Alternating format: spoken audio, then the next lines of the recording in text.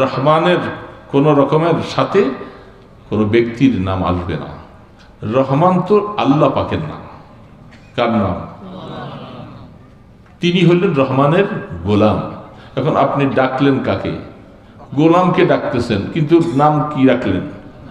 রহমান।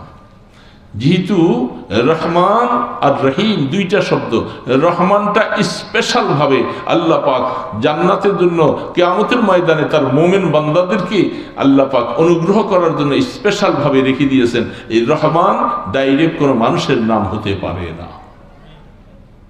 এই জন্য মনে রাখবেন, কোনোদিন আব্দুর রহমান সারা ডাকবো না।